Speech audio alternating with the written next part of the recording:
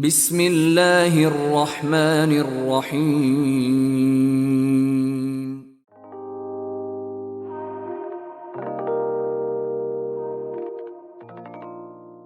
سعید بن ابو سعید مقبری رحمۃ اللہ علیہ اپنے باپ سے روایت کرتے ہیں، انہوں نے حضرت ابو ہریرہ رضی اللہ تعالی عنہ سے دریافت کیا کہ آپ کس طرح نماز جنازہ پڑھتے ہیں، تو حضرت ابو ہریرہ رضی اللہ تعالی عنہ نے جواب دیا کہ اللہ کی قسم، میں تمہیں ابھی اس کی خبر دیتا ہوں، میں میت کے گھر سے اس کے جنازے کے پیچھے جاتا ہوں، پھر جب اسے کندھوں سے اتار کر نماز کے لیے زمین پر رکھ دیا جاتا ہے تو میں اللہ اکبر کہہ کر اللہ کی حمد بیان کرتا ہوں، اور اس کے بعد نبی صلی اللہ علیہ وآلہ وسلم پر درود بھیجتا ہوں،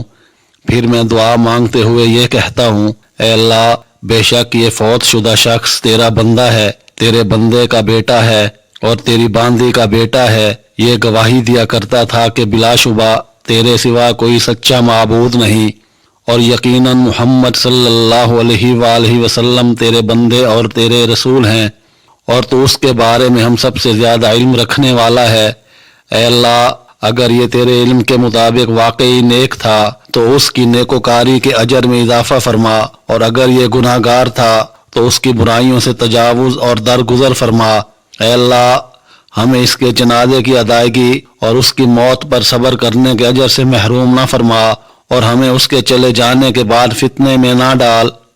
حضرت ابو ہریرہ رضی اللہ تعالی عنہ سے روایت ہے کہ رسول اللہ صلی اللہ علیہ وآلہ وسلم نے فرمایا، جس شخص نے نماز میں سے ایک رکعت پا لی تو یقیناً اس نے وہ نماز پا لی۔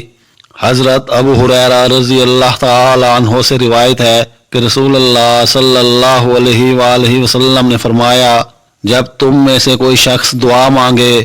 تو یہ نہ کہا کرے کہ اے اللہ، اگر تو چاہے تو مجھے بخش دے، اے اللہ، اگر تو چاہے تو مجھ پر رحم فرما، بلکہ اسے چاہیے کہ پختگی سے سوال اور دعا کرے، کیونکہ یقیناً اللہ کو کوئی بھی مجبور کرنے والا نہیں ہے۔